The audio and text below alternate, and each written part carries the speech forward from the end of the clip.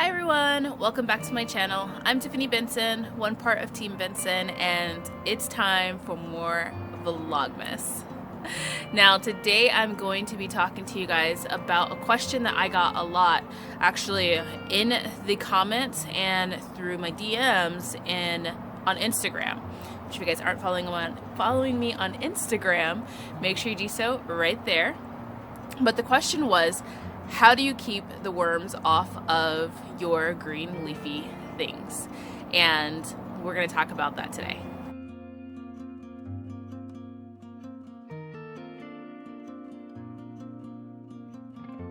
Now I'm going to start off by saying it's not the worst time right now for caterpillars for me here in Arizona, but I do try to prevent them earlier on. And how I do that are by 3 simple steps. I have grown an organic garden, and one of the things that I do is I use water a lot. So to do just everything, to kind of cure everything, water is kind of my best friend. So step number 1 is I take my water hose, and I have one, it's like a big thing like this, and it has a nozzle on it, and I just aim the nozzle up, and then I squirt underneath the bottom of the leaves. So the bottom of the leaves are where you're going to get a lot of the insect issues and problems. So we're going to take a look at my broccoli, and I'll kind of show you where you would find the most problems and where you want to make sure that you hit. Okay, so taking a close-up look at my broccoli, I'm going to have more white flies than anything. And if I flip that over, as you guys can see, I do have a lot of white flies on it versus the leaves up here where I have nothing on them. So the first thing I would want to do is I want to go through and I want to take a water hose and just really go through and rinse off those insects.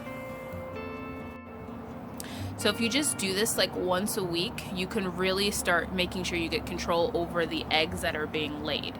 So once a week I go through and I just really hit underneath there, really make sure that I rinse them off, and then I can have a control of the population. The ones that are flying, if they're white flies, they're going to fly back on there, but you can rinse their eggs off, and that lowers the population of them so that then they're not taking over your plant. If they're a caterpillar and they're caterpillar eggs, you can rinse off the eggs, and then it's not going to grow onto your plant at all.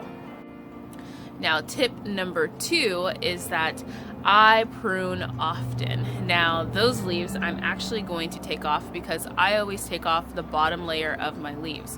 When it gets to the point to where I'm starting to harvest, which most of the time, the first leaves that come out of the plant, I take off those leaves, and those leaves become my worm food. But then, as the plant gets bigger and bigger and bigger, I harvest the plant often. So I'm constantly going out and taking off just a layer of leaves, and those are the leaves that I use to cook. So since I have a small space garden, I use my garden pretty much every single night in order to feed my family. So it makes it a lot easier for me. For those of you guys with bigger gardens, take those leaves off, and that's where you get to preserve them. So my broccoli bed is getting really nice, but now it's time to start pruning those bottom leaves. The bottom leaves are the oldest leaves, and if they're not going to be eaten by you, they're going to be eaten by something else. So might as well get them off, and if you have a worm bin, give your worms some food.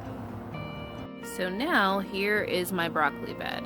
It's all trimmed up, and now looking really healthy.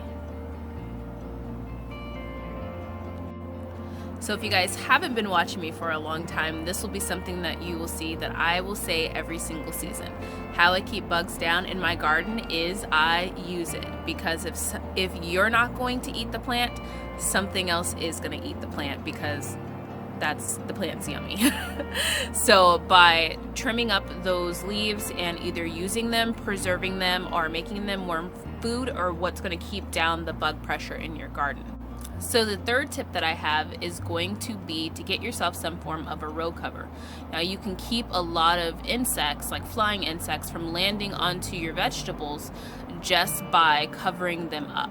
And a row cover is going to be something very sheer, like this, so it still allows sun to get through, and it just covers up the actual plants from the insects.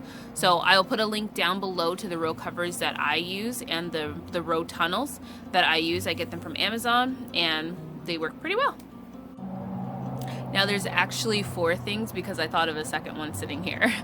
I really make sure I keep my soil healthy.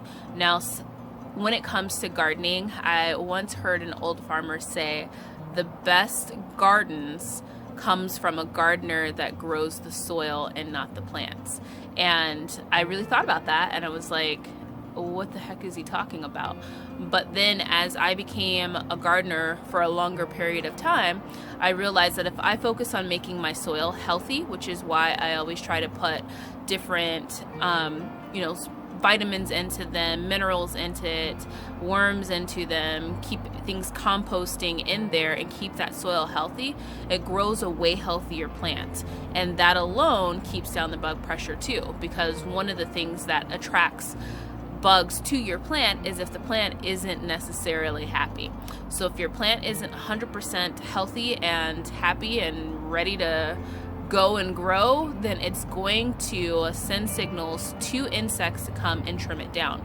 So a lot of times you'll see on your plant, your bottom leaves are the ones that are getting attacked by bugs, not the top leaves. And it's because the bottom leaves are those ones that need to get taken out so that the plant can continue to grow up healthy, not have any contact with water and different things like that, like with the different things getting splashed up on them, because there sometimes gets fungus on your soil or fungus on the top layer. So that splashback creates different diseases that can happen to your plants. So by keeping them pruned and keeping that bottom layer off of them and keeping your soil happy so that the plant itself is healthy, you're gonna have a lot less bug pressure.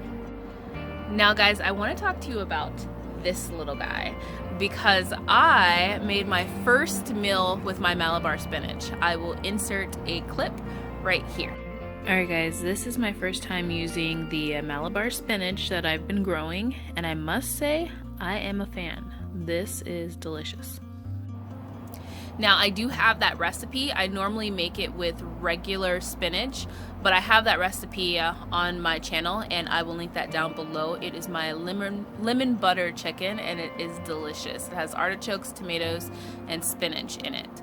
Now with this one, this is a really thick leaf. And I'll tell you that I really did enjoy it because it has the nice spinach taste to it, but it holds up. If you guys cook regular spinach, you know that it really wilts down to nothing. Well, these leaves are a lot thicker. And then there's also mucilage in the leaves. It's not as slimy as okra. Like if you were to cut up an okra and just boil it, it would be like a water full of slime by the time it boils for a few minutes. So you can cook it and it's not as slimy, but when you're slicing into it, like I chopped it up, I can tell that there was a little mucilage in it, which mucilage is great for you guys because it does help with digestion. So you should be eating things that have mucilage in it anyway.